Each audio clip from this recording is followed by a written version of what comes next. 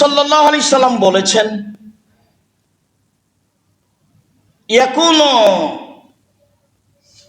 ক্বাবলা সাআ আইয়ামুন, কিয়ামতের পূর্বে কতগুলি দিন হবে, ইরফাউ ফিহিল ইলম, তাতে বিদ্যা উঠিয়ে নেওয়া হবে, বিদ্যা উঠে যাবে।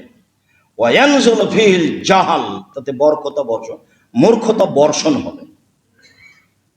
বহুদিন বলেছি, আমরা জানি যে বৃষ্টি বর্ষণ হয়, কিন্তু রাসূল সাল্লাল্লাহু আলাইহি সাল্লাম বলছেন যে মূর্খতা বর্ষণ হবে, বিদ্যা উঠে যাবে, মূর্খতা বর্ষণ হবে। তারপরে তিনি বলছেন যে ওয়াকসুরাল হারাজ, মারামারি বেড়ে যাবে। এমন সময় আসবে যাতে বিদ্যে উঠে যাবে, মূর্খতা বর্ষণ হবে, মারামারি, হইচই, দাঙ্গামা, হামলা, মামলা, মোকদ্দমা, সব অন্যায়, অবিচার, অরাজকতা সমাজে নেমে আসবে। আব্দুল্লাহ ইবনে মাসউদ রাদিয়াল্লাহু তাআলা আনহু বলেন, রাসূল সাল্লাল্লাহু আলাইহি সাল্লাম বলেছেন, লা তাকুমুস সাআত, কিয়ামত হবে না, হাত্তা ইরফাল ইলম, যতক্ষণ পর্যন্ত বিদ্যা তুলে নেওয়া হচ্ছে, ওয়া ইয়ানজুল জাহাল, মূর্খতা বর্ষণ না হচ্ছে। বিদ্যা উঠে যাবে, মূর্খতা বর্ষণ হবে। ওয়া ইয়াকসুরাল কিযব, মিথ্যা কথা বেড়ে যাবে, যে সে মিথ্যা কথা বলবে। মিথ্যা বড় কিছু নয়, মিথ্যা বড় কিছু নয়। মিথ্যা দিয়ে সুবিধা উপার্জন করা মানুষ প্রয়োজন মনে করবে, একবারে অহরহ মানুষ মিথ্যা কথা বলবে, এটা কিয়ামতের লক্ষণ। অথচ রাসূল সাল্লাল্লাহু আলাইহি ওয়াসাল্লাম বলছেন, পৃথিবীর মানুষ শুনে রেখো, কেউ যদি তর্ক ছেড়ে দেয়, সত্য হলেও তর্ক করবে না, আমি মুহাম্মদ সাল্লাল্লাহু আলাইহি ওয়াসাল্লাম তাকে একটা জান্নাতে ঘর নিয়ে দিব। তিনি বলেন, মজাক করা হলেও কেউ যদি মিথ্যা ছেড়ে দেয়, আমি মুহাম্মদ সাল্লাল্লাহু আলাইহি ওয়াসাল্লাম তাকে একটা জান্নাতে ঘর নিয়ে দিব। তিনি বলেন, সবচেয়ে ভালো চাল চলন যার, তাকে আমি জান্নাতুল ফেরদাউস নিয়ে দিব। সেখানে মিথ্যা হবে স্বাভাবিক ব্যাপার, কিয়ামতের লক্ষণ। তিনি বলেন,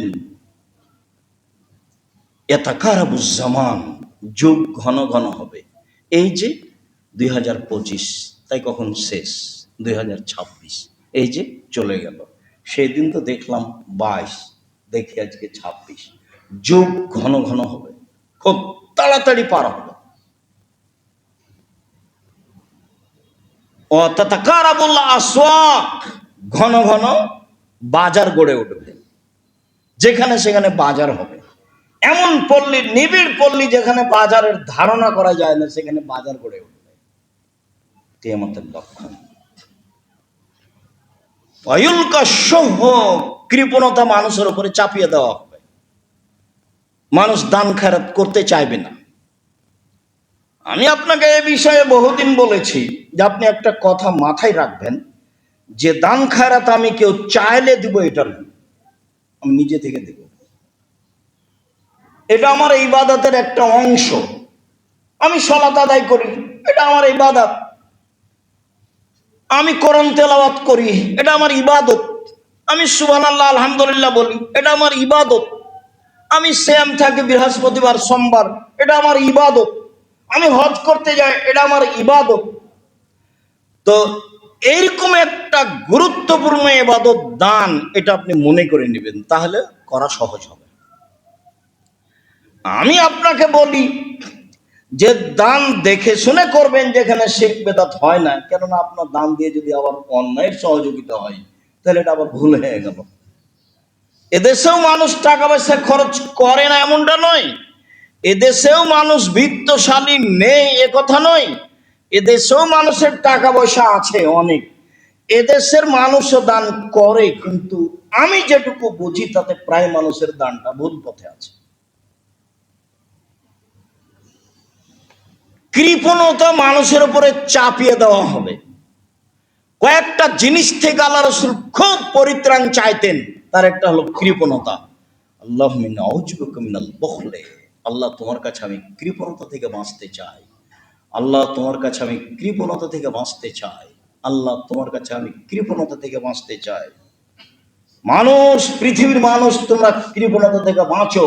লা ইয়াদখুলুল জান্নাতা বাখিল, কৃপণ জান্নাতে যাবে না। তিন শ্রেণীর মানুষ ধ্বংস হবেই, তার এক শ্রেণীর মানুষ কৃপণ। এইভাবে বললেন আর নিজে বাঁচতে চাইতেন। কৃপণতা কি জিনিস? নিজের টাকা আমি দিলাম না, তাতে কি আছে? দিতেই হবে, আমি কি বাধ্য? আল্লাহ রাসূল বলছেন দান করো তো ফরজ, তো যাকাত মাহে খরচ। তো যাকাত ফরজ, এ কথা ঠিক।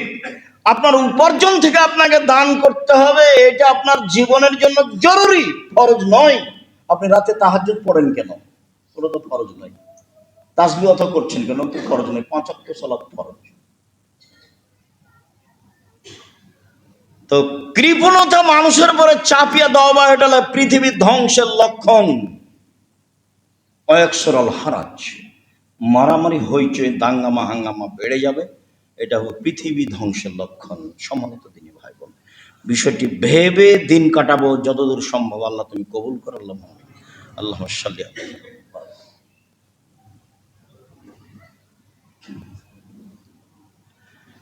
আলহামদুলিল্লাহ ওয়াহদা ওয়াসসালাতু ওয়াসসালামু আলা মান লা নাবিয়্যা বাদা।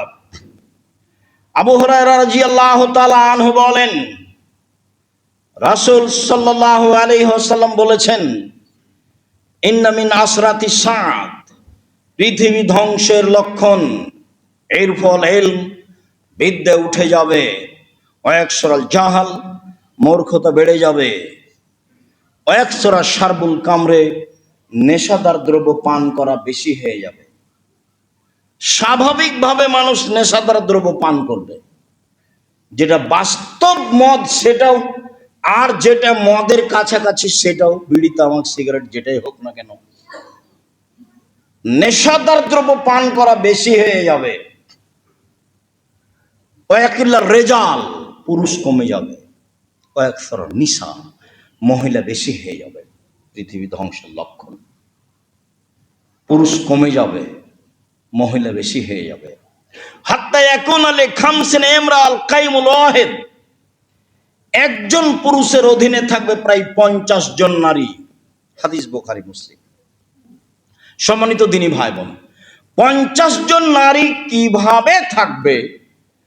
তো বিদ্বানেরা বলতে চেয়েছেন যে 50 জন নয়, আরবিতে বেশি বোঝানোর জন্য 70 শব্দ ব্যবহার হয় আর 50 ব্যবহার হয়। তার মানে একজন পুরুষের সাথে হাজারো লাখো মহিলার অবৈধ সম্পর্ক থাকবে। বুখারী মুসলিমে এসেছে, যখন মহিলা বেশি হয়ে যাবে, পুরুষ কমে যাবে, তখন মহিলারে ভুল পদ্ধতিতে অন্যায় করার জন্য তাদের পিছনে ধাওয়া করে তাদের সাথে অন্যায় করবে। এই কথা মুহাম্মদ সাল্লাল্লাহু আলাইহি ওয়াসাল্লাম বলেন।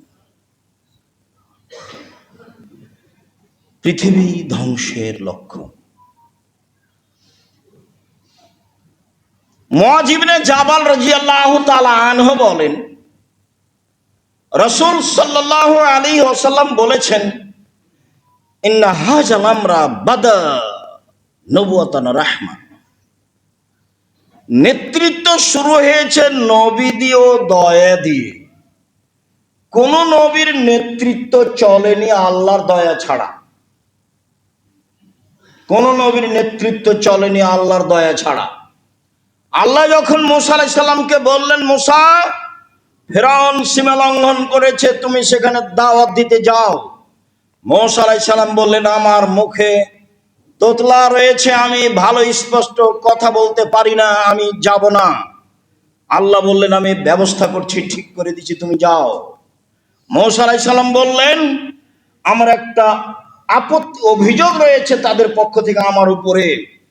এক থাপ্পড়ে আমি মানুষ মেরেছি, আমি সেখানে গেলে আমাকে মারবে, অতএব আমি যাব না।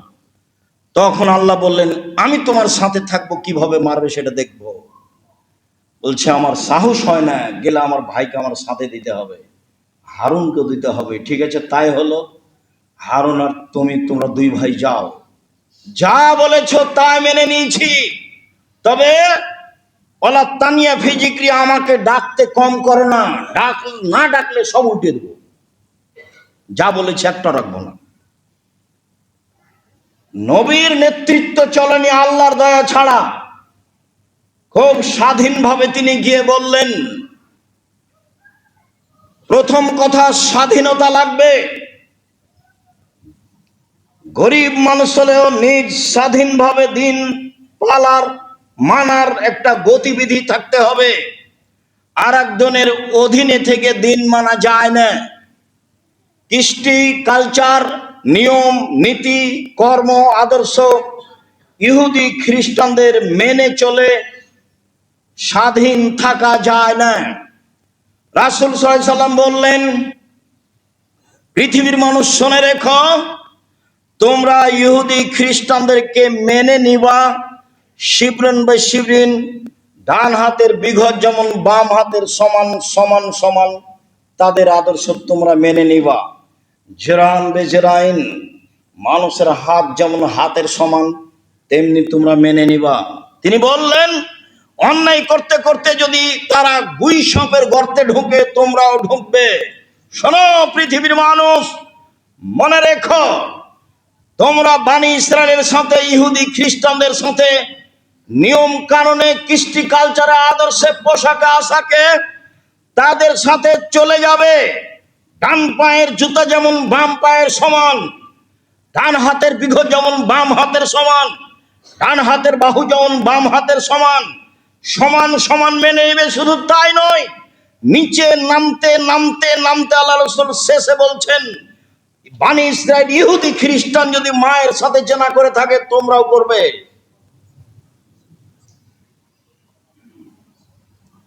এরা নিজের আদর্শে টিকে থাকতে পারবে না, নিজের ব্যক্তিত্বের উপরে টিকে থাকতে পারবে না, স্বাধীন হয়ে বেঁচে থাকার সুযোগ গ্রহণ করবে না।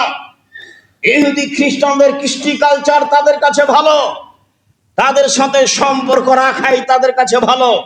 শুনুন, তিনি বললেন, শুনে রেখো, মনে রেখো, ইহুদি খ্রিস্টানের সাথে মিশে থাকার পরিণতি তারা যেটা করেছে জাহান্নাম সেটাই হবে।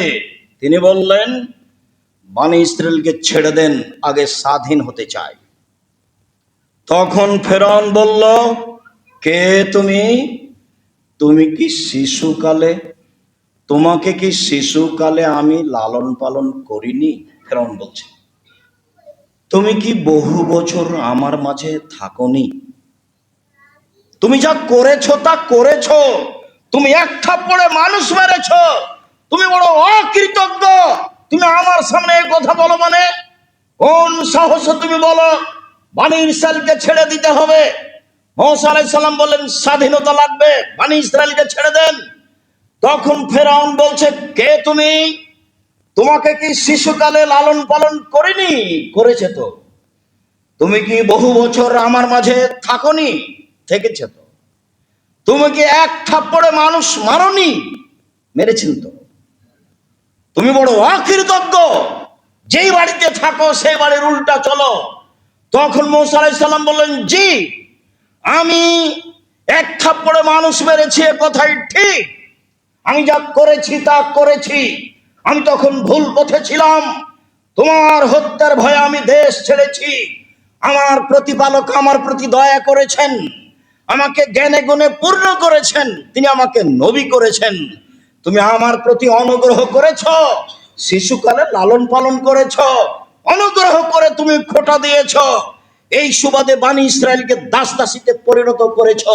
তুমি বড় উদ্ধত স্বৈরাচার, সীমা লঙ্ঘন করেছ। এ কথা মুসা আলাইহিস সালাম বললেন।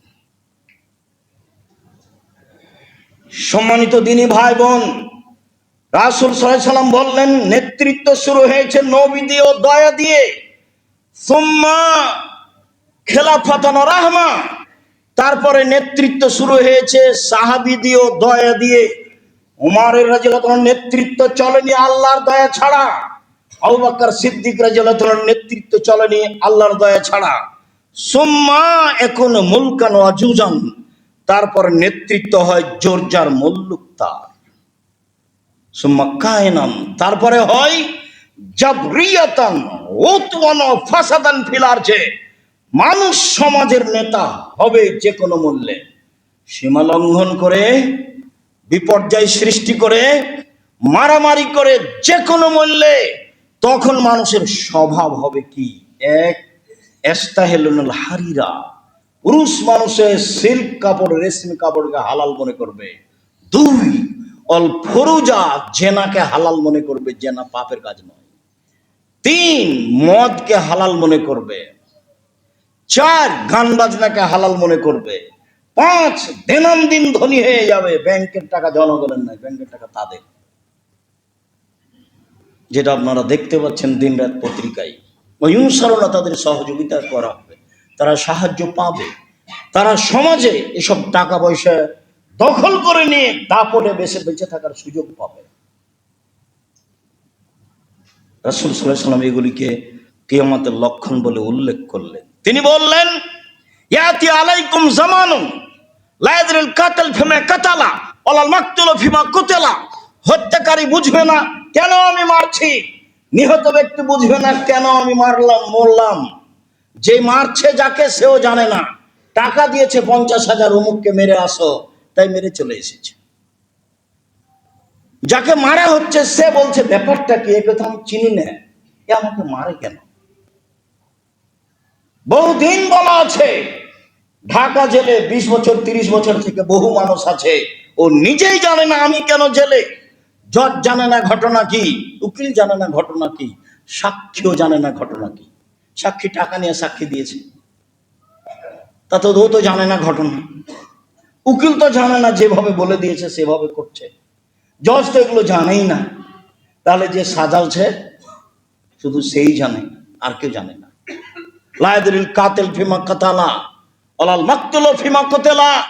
কিয়ামতের লক্ষণ, হত্যাকারী বুঝবে না কেন আমি মারছি, নিহত ব্যক্তি বুঝবে না কেন আমি মরলাম। আবু মুসা আশআরী রাদিয়াল্লাহু তাআলা আনহু বলেন, রাসূল সাল্লাল্লাহু আলাইহি সাল্লাম বলছেন, কাইফা বিকুম জামানিন, তোমাদের কি হবে, যুগের কি হবে? আবু মুসা, তোমাদের কি হবে, যুগের কি হবে? তোমাদের কি হবে, যুগের কি হবে? ইগর বলুন না গারবালাতান, যেদিন মানুষ মানুষের প্রতি জুলুম, অন্যায়, অবিচার করবে, সেদিন তোমাদের কি হবে, যুগের কি হবে? আবু মুসা, যেদিন মানুষ মানুষের উপরে জুলুম করবে, সেদিন তোমাদের কি হবে, যুগের কি হবে? অত্যাবকা হোসালাতু মিনান নাস, সমাজে যারা থাকবে তারা আগাছা, তাদের কাছে কোনো বুদ্ধি পাওয়া যাবে না, কোনো সাহায্য সহযোগিতা পাওয়া যাবে না। সেদিন তোমাদের কি হবে, যুগের কি হবে? মারে যাতে ওহুদুম আমানাতুহুম, সেদিন মানুষ ওয়াদা অঙ্গীকার পূরণ করবে না, সেদিন মানুষ আমানতদার হবে না। মাদ্রাসার সভাপতি, মসজিদের সভাপতি, স্কুলের দায়িত্বশীল, চেয়ারম্যান, মেম্বার, এমপি, মন্ত্রী, জেল সুপার, যারা যেখানে থাকবে 10 পয়সা নির্দ্বিধায় লুটে খাবে। সেদিন তোমাদের কি হবে, সেদিন যুগের কি হবে? সেদিন তোমাদের কি হবে, সেদিন যুগের কি হবে? তখন বলছেন থামা, আপনি বলেন কি করতে হবে? তখন আল্লাহ রাসূল বলছেন যে তা খোঁজো না মা তারিফু না, যেটা ভালো মনে করো সেটা গ্রহণ করিও, অতাজুরু না মাতুন কেরো না, যেটা খারাপ মনে করো সেটা ছেড়ে দিও। আলজুম বাইতাকুম, বাড়িতে থেকো, মুখখান বন্ধ রেখো, মুখখান বন্ধ রেখো, বাড়িতে থাকিও। ভালো যেটা বিবেচনায় আছে সেটা গ্রহণ করিও, মন্দ যেটা বিবেচনা আছে সেটা ছেড়ে দিও। মুহাম্মদ সাল্লাল্লাহু আলাইহি সাল্লাম মুখের ভাষায় উত্তর দিলেন। আবু মুসা আশআরী রাদিয়াল্লাহু তাআলা আনহু বলেন, রাসূল সাল্লাল্লাহু আলাইহি সাল্লাম বললেন, শোনো, এমন একদিন চলে আসবে মানুষের সামনে, হাত্তা ইয়াকতুলান নাসু আবাহু ওয়া উম্মাহু ওয়া যাকারাবাতিহি ওয়া ইবনা আখিহি, মানুষ তার পিতাকে মারবে, মানুষ তার ভাইকে মারবে, মানুষ তার ভাইয়ের ছেলেকে মারবে, মানুষ তার নিকট আত্মীয় স্বজনকে মারবে। তখন সাহাবীগণ বলেন কি, লাইসা লানা উকুলুনা, মানুষ পিতাকে মারবে কিভাবে, মানুষ মাকে মারবে কিভাবে? মানুষের বিবেক থাকবে না? মানুষের কি কোনো বিবেকই থাকবে না? তখন বলছেন লা তুনজা উকুল আকসার জালিকা জামান, মানুষের বিবেকই থাকবে না। নেবেন মানুষের বিবেচনাই থাকবে না, বিবেচনা দিয়ে কোনো কাজ করবে না, শুধু অন্যায়, শুধু অন্যায় দিয়ে কাজ করবে। হাওয়া মিনান নাস, সমাজে যারা কথা বলবে তারা হলো নিম্ন শ্রেণীর মানুষ, বোকা শ্রেণীর মানুষ, কম বুদ্ধির মানুষ। সমাজে যারা কথা বলবে তারা নিম্ন শ্রেণীর মানুষ। আবু হুরায়রা রাদিয়াল্লাহু তাআলা আনহু বলেন, রাসূল সাল্লাল্লাহু আলাইহি সাল্লাম বলেছেন, তাতি আলাইকুম সানাওয়াতুন খাদাতুন, পৃথিবীর মানুষ শুনে রেখো, অচিরেই তোমাদের সামনে চলে আসছে প্রতারণায় পরিপূর্ণ যুগ। যুগের সবকিছুই প্রতারক, সবাই প্রতারক, প্রতারণায় পরিপূর্ণ যুগ, যুগটাই প্রতারণায় পরিপূর্ণ। কেউ কাউকে বিশ্বাস করতে পারবে না। যাকে খুব বিশ্বাস করে আপনি টাকা পয়সা দিয়েছেন, পরের দিন সে টাকা মেরে দিয়েছে। আপনি ভেবেছিলেন মাটির উপরে সবচেয়ে বিশ্বস্ত। আর আমি নিজেও দেখেছি, আমি যখন টাকা পয়সা দিয়েছি তখন আমি মনে করেছি আমিও ফেরেশতা, আর যাকে দিয়েছি সেও ফেরেশতা। বাস্তবে দেখা গেল না তো, আমিও তো ফেরেশতা নই, ওও তো ফেরেশতা নয়। কত যে ঘটনা আছে জামিয়া সালাফিয়ার সাথে সম্পৃক্ত হওয়ার পরে এগুলো আমি দেখতে পাচ্ছি। অবাক হতে হয়, যাকে ফেরেশতা ভেবেছিলাম সে আসলে ফেরেশতা নয়, সে মানুষ। অবাক হতে হয় কি এভাবে প্রতারণা দিতে পারে, সে কি আমার ব্যবসার টাকা পয়সা এভাবে লুটে নিতে পারে? আল্লাহ রাসূল বলছেন, শুনে রাখো, যুগই প্রতারণায় পরিপূর্ণ থাকবে। ইসাদ্দাকুল কাদেব, মিথ্যাকে সত্যবাদী বলা হবে। ইকদ্দাব সাদেক, সত্যকে মিথ্যাবাদী বলা হবে। মিথ্যা সত্য, সত্যই মিথ্যা। হুবহু রাসূলের মুখের কথা নকল করছি। ও ইউতামানুল খায়ন, আত্মসাৎকারীকে আমানতদার বলা হবে। নেন এবার। ওয়া ইউখামানুল আমিন, আর ভালো মানুষকে আত্মসাৎকারী বলা হবে। আত্মসাৎকারী ব্যক্তিকে বলা হবে আমানতদার, আর আমানতদারকে বলা হবে আত্মসাৎকারী। একবারে হুবহু